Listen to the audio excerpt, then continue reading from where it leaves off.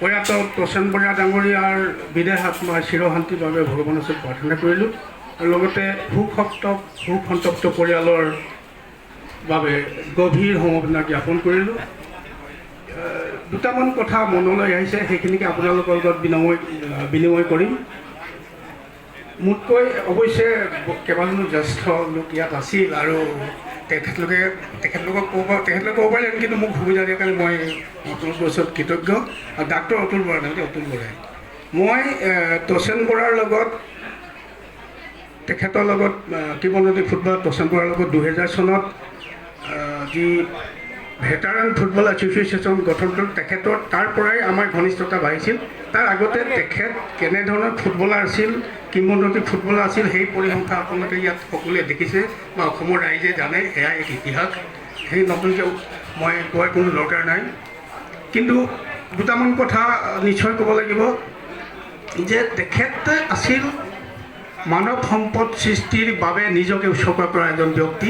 বহুতো সুদক্ষ খেলুৱৈ আছে, বহুতে ৰাষ্ট্ৰীয় আন্তঃৰাষ্ট্ৰীয় প্ৰেক্ষাপটত বিশেষ প্ৰদৰ্শনে নিজৰ নাম অৰ্জন কৰিছে, কিন্তু তাতেই সীমাবদ্ধ আছে বহুতে। কিন্তু তচেন বৰা আছিল এনেকুৱা এজন ব্যক্তি, এনেকুৱা এজন ফুটবল খেলুৱৈ তথা এনেকুৱা এজন শ্ৰেষ্ঠ মানৱ, যিজনে নিজৰ প্ৰাপ্তি নিজে তেখেতে নিশ্চয় আয়ত্ব কৰিলে জীৱনত খেলুৱৈ হিচাপে।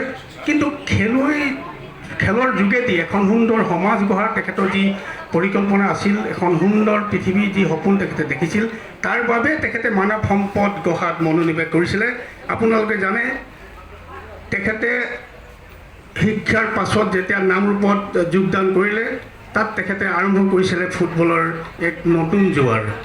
প্ৰথমতে তাৰ খেলুৱৈসকলক সিঁচৰিত হৈ থকা নামৰূপ তথা উপকণ্ঠ অঞ্চলৰ চেমনীয়াসকলক ফুটবলৰ প্ৰতি আকৰ্ষিত কৰি আনি প্ৰশিক্ষণ দি আৰম্ভ কৰিছিলে 11 ষ্টাৰ ক্লাব। সেই 11 ষ্টাৰ ক্লাবৰ যোগেদি গোটেই অসমতে নামৰূপ এটা নতুন পৰিচয় হৈছিলে।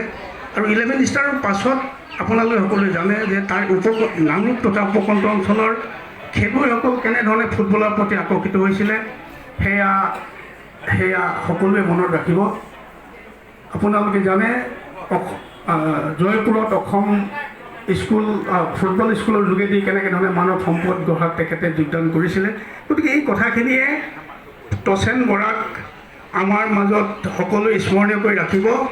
তেখেতক বিশেষকৈ আৰু এটা কথা বিধায়ক ডাঙৰীয়াই কৈছিল যে তেখেত এজন কেনেধৰণৰ প্ৰকৃত মানৱ আছিল। মোৰ এটা সৰু কথা এটা আপোনালোকক উদাহৰণ দিব পাৰিম। 2022 চনত বোধহয় আমি নাহৰলগুণত ইন্দ্ৰজিৎ নামচুঙৰ সোঁৱৰণিত যিখন অৰুণাচল লীগ আৰম্ভ সূচনা কৰিছিলে, তাত তচেন দাৰ লগত ময়ো গৈছিলোঁ। আমি নাহৰলগুণ এক্সপ্ৰেছত গৈ যেতিয়া নাহৰলগুণ ষ্টেচনৰ ৰেল ষ্টেচনত নামোঁ, তেতিয়া তাত ইনাৰ পাছৰ কাৰণে আমাক কোৱা হৈছিল আৰু নথি পত্ৰ দিবলৈ ক'লে। মই তেতিয়া তচেন দাক ক'লোঁ, তচেন দা আপুনি মুখ্যমন্ত্ৰী নিমন্ত্ৰিত অতিথি, আপোনাক এখন নিমন্ত্ৰিত চিঠি আছে, লগতে প্ৰট'কল অফিচাৰ কৈছিলে। কিন্তু তচেন দাই ক'লে যে অতুল মই এখন চিঠি নেদেখুৱাওঁ।